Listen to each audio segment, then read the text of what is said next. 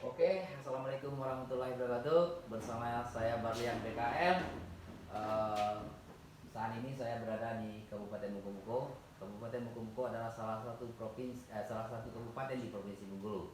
Nah, Kabupaten Mukomuko ini terdiri dari 15 kecamatan. Jumlah desanya 148 desa. Jumlah penduduknya lebih kurang 171, sekian jumlah penduduknya. Nah, saat ini saya berada di kantor Desa Sungai Ibu. Kebetulan ada Pak Camat Selagan Raya. Kecamatan Desa Sungai Ibu ini, tahun berdirinya Kecamatan Sungai Ibu ini tahun 2006. Nah, itulah terbentuknya. Nah, Sungai Ibu ini kecamatannya Selagan Raya. Ada 12 desa di Kecamatan Selagan Raya ini. Nah, Sungai Ipuh ini desa tertua sebenarnya, boleh dibilang desa asli di Kabupaten Mukomuko. Jadi dari 148 desa dikurang 12 desa, jadi 136 desa yang tidak mengerti bahasa Sungai Ipuh. Jadi bahasa Sungai Ipuh ini hanya dimengerti oleh 12 desa yang berjiwanya sekitar 11.000 jiwa dari 171,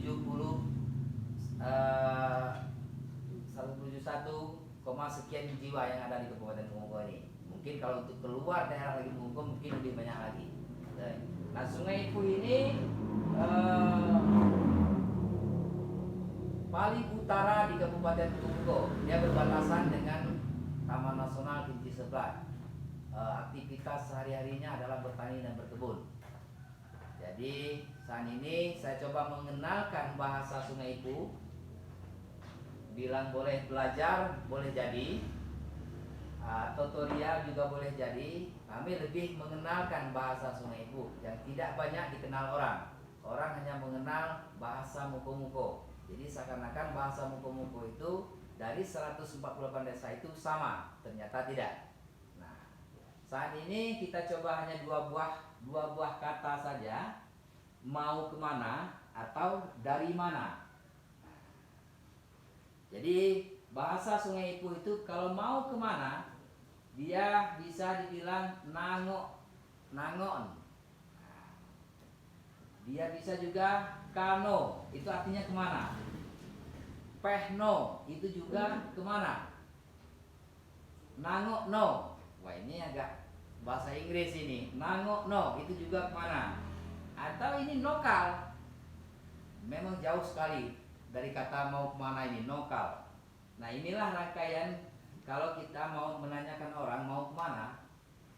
1 nangon, 2 kano, 3 pehno, 4 nangokno, 5 nokal. Kalau misalnya menanyakan kepada orang dari mana, nah ini ndaino, yakno, noten. Jadi noten artinya dari mana? Atau yakno itu juga dari mana? Ndaino. Jadi kalau kita bisa berinteraksi, Pak Camat, nangon. Pak Camat akan menjawab apa, Pak Camat? Celadang. Celadang. Nah, ke ladang bukan pakai ing, tapi pakai NGK. NK-nya. Jadi kalau itulah ininya bahasa Sungai Ipuh. Kabar-kabarnya bahasa Sungai Ipuh ini, sepengetahuan saya masih menggali sedikit sekali bahwa Sungai Ipuh ini adalah serapeh rendah dari Renah ke Mumu atau daerah Serampas. Jadi keturunan orang Sungai Ipuh ini sebagiannya dari sana. Yang di hulu air Sungai Selagan Desa Renah Kemumu ini berkisar 50 km jaraknya dari desa ini. Jadi kemungkinan bahasa daerah Jangkat, Serampeh atau pedalaman Merangin itu mirip, cuman ini yang berbeda gayanya atau logatnya. Jadi kalau dulu tuh Sungai Ipuh juga punya dua bahasa. Bahasa Nokrai, Pondok Arai yang sedikit agak mendayu-dayu. Nah, kalau ini bahasa kesehariannya, sedangkan bahasa yang mendayu-dayu itu sudah punah, boleh bilang punah, hanya beberapa orang saja yang menggunakan itu lagi. Nah, jadi inilah pengenalan pertamanya untuk mengenal bahasa dari bahasa Sungai Ipuh ini. Saya ulangi lagi, kalau kita bertanya kepada orang mau kemana, ini nangon, kalno, pehno, nangokno, nokal, banyak sekali, hanya satu, ya kan? Kita menanyakan mau kemana, itu ternyata beragam. Nah, kemudian juga menanyakan orang dari mana. Jadi naino, yakno, noten. Nah, ini agak sangat jauh sekali nih, noten. Noten ini bukan ini kopi setengah ini, ya kan? Jadi inilah pengenalan bahasa Sungai Ipuh untuk sementara waktu ini. Nanti kita akan coba bahas lebih dalam seperti apa Sungai Ipuh ini, adat istiadatnya, ya kan?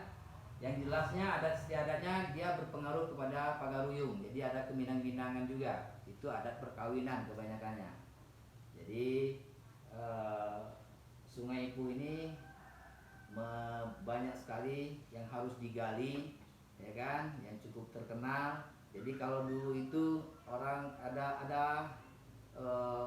orang bilang, Anda dari mana? Sungai Ipuh. Tapi Sungai Ipuh itu ada Sungai Jerinjing, ada Surian Bungkal, ada Pondok Baru, ada Sungai Gading, ya kan? Nah, kalau dulu masih 5 desa. Dari perkembangannya menjadi 12 desa. Jadi hanya Kecamatan Selagan Raya lah yang mengerti akan bahasa ini. Anda belajar di sini sampai 5 tahun itu tidak bisa Anda membawa bahasa ini, terkecuali Anda beristri dari orang di Selagan Raya ini, anak Anda baru bisa untuk berbahasa daripada Sungai Ipuh ini. Oke, sekian, terima kasih. Nanti kita lanjut lagi di video yang akan datang untuk belajar bahasa Sungai Ipuh. Kalau bahasa Sungai Ipuh itu laja bahasa Ipuh. Nyebut Sungai Ipuh aja Ipuh. Oke, sekian, terima kasih. Salam saya dari Barlian BKL. Terima kasih.